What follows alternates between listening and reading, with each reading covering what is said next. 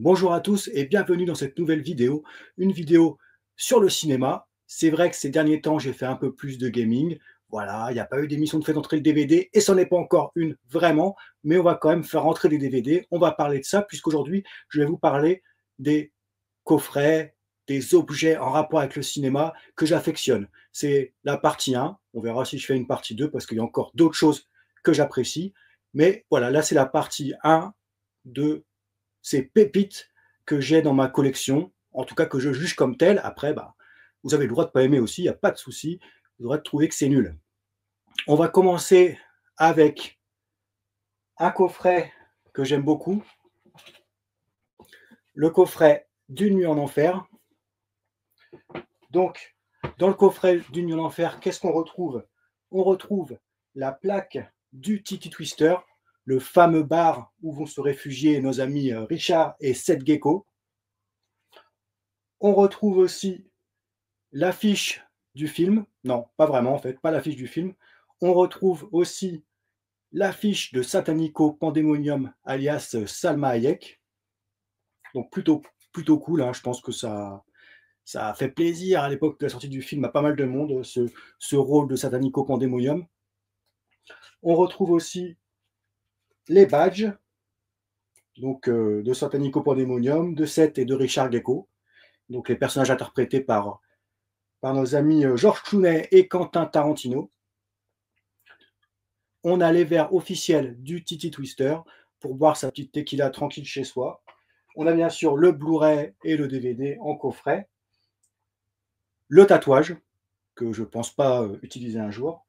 Et les cartes postales où on retrouve tous les personnages du film. Donc Seth Gecko, Richard Gecko, on a les personnages de Juliette Lewis, de Salma Hayek, etc., etc. Voilà, un coffret que j'aime beaucoup. Une nuit en enfer, c'est un film que j'ai découvert. À l'époque, c'est Bruno, un copain, qui m'avait prêté la VHS. Donc, je n'avais pas vu le film au cinéma. Et il m'a prêté la VHS, il m'a dit regarde ce film, je te dis rien et tout. Donc, j'ai vu le début du film. Voilà, ça part sur un polar un peu vénère.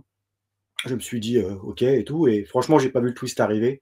Donc, pour ceux qui ont vu le film, et pour ceux qui n'ont pas vu, je pense qu'il y a prescription. Hein, voilà, cette partie avec les vampires, je l'ai personnellement pas vu arriver. Donc, super surprise. Je trouvais ça vraiment, vraiment cool, vraiment kiffant. Et en parlant de vampires, parce qu'à l'époque où j'ai découvert le film, en plus, j'étais dans la période un petit peu Buffy contre les vampires. Voilà. Et récemment, j'ai commencé à re-regarder les saisons sur Amazon Prime et je me suis rendu compte d'un truc qui m'a fait beaucoup de mal. C'est que Giles, le bibliothécaire qui est dans Buffy contre les vampires, à l'époque, donc en 97, quand il démarre la série, pour moi, c'était le vieux bibliothécaire de la série. Moi, j'étais plus en lien avec les jeunes. À l'époque, j'avais 16-17 ans, comme les héros, comme Buffy, comme Xander et tout ça. Tout ça pour dire que ce bibliothécaire, Giles, à l'époque où il tournait, l'acteur, il avait 42 ans.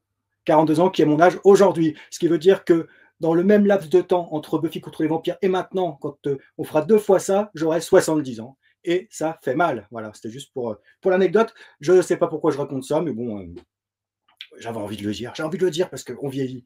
On vieillit. Voilà. Deuxième objet, cette fois, c'est le coffret. Toujours un coffret un peu dans le même style, dans la même forme. Le coffret Apocalypse Now.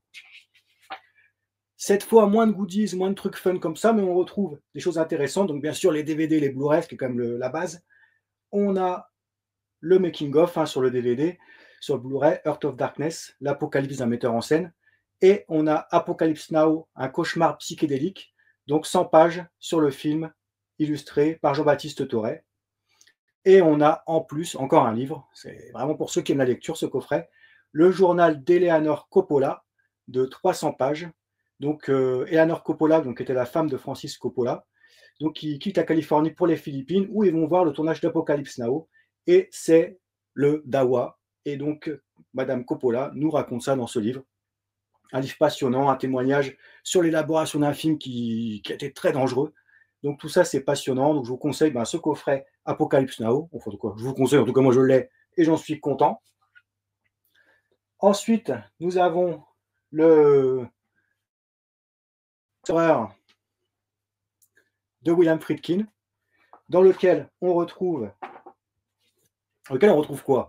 On retrouve bien sûr le film en Blu-ray et en DVD, ainsi que le livre sur l'histoire du tournage. Donc encore une fois, c'est très, très littéraire, beaucoup de choses à lire.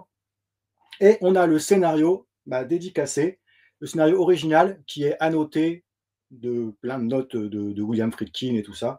Et bon, Sorcerer, Apocalypse Now, Une nuit en enfer, pour moi, c'est des classiques, c'est des films cultes. Donc, c'est toujours bien de les posséder, et surtout dans des belles éditions comme ça. Voilà, le coffret Sorcerer qui est vraiment, vraiment très cool aussi. Plus petit format que les autres, mais vraiment très cool. Ensuite, petite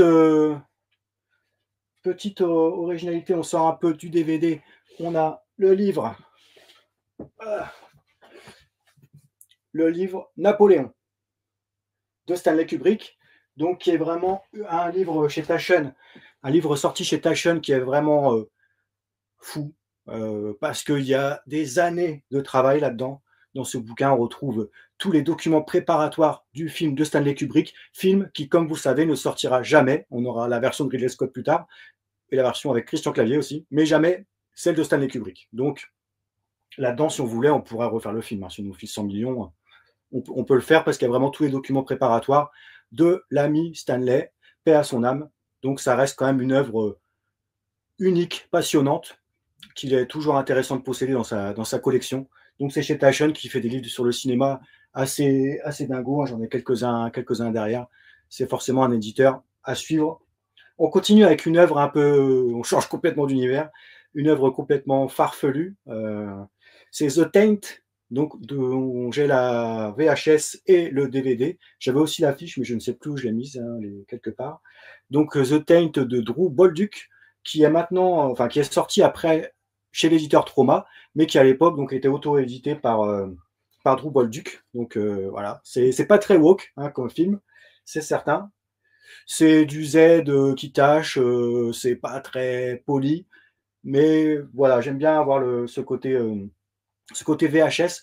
En parlant de VHS, j'ai aussi encore sous blister, et ça je pense que c'est assez rare aussi, les VHS de Creepshow et de Body Bags. Et forcément, c'est des films cultes. Alors, je les regarderai jamais en VHS, ils resteront toujours sous blister. Je les ai derrière en DVD. Mais ça fait plaisir de les avoir en exposition dans ma petite pièce. On continue et on finit, si je ne dis pas de bêtises, avec, encore une fois, pas le meilleur film du monde et pas non plus le meilleur film de Van Damme, mais Street Fighter.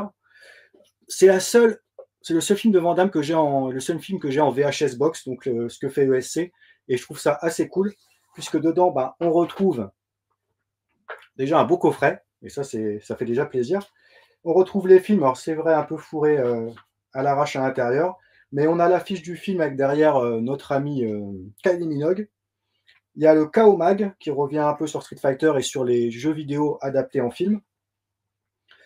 On a les cartes collector, donc il y en a 10. On revoit tous les personnages du film, donc Guile, Mister Bison, qu'est-ce qu'on a?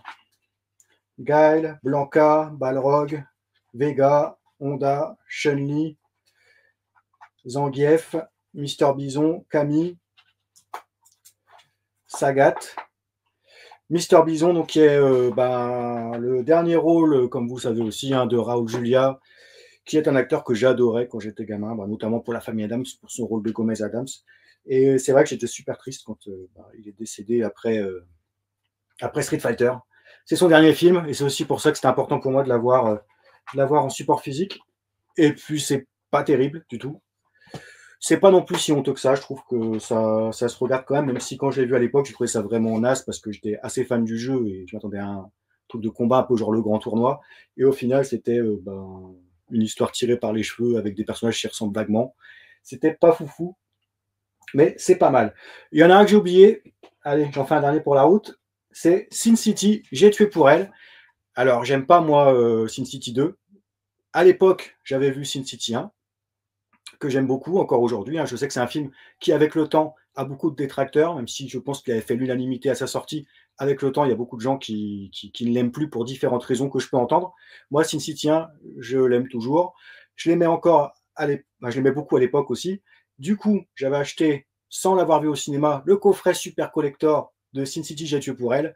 Alors le film, j'ai pas aimé, c'est chiant as fuck, mais par contre, dedans, on retrouve plein de disques avec le film en Blu-ray, le film en Blu-ray 3D, le film en DVD, la bande originale, la masterclass rencontre avec les réalisateurs de la FNAC. Il y a le poster du film dédicacé par le réalisateur. Bon, c'est une copie, bien sûr, c'est pas dédicacé directement. Il y a un beau digipack. Il y a les 6 cartes postales. On retrouve notre Jessica Alba, et puis tous les personnages, enfin pas tous, mais voilà, 6 personnages du film, donc 6 cartes postales. Et on a un jeu de cartes que j'ai jamais déballé, qui est un jeu de 54 cartes pour jouer au poker. Voilà. Je voulais vous montrer ce petit coffret-là. Je ne sais pas s'il y en a qui l'ont, s'il y en a qui ne l'ont pas, s'il y en a que ça donne envie, s'il y en a qui disent que c'est de la merde et ils ont le droit et je vous en veux pas.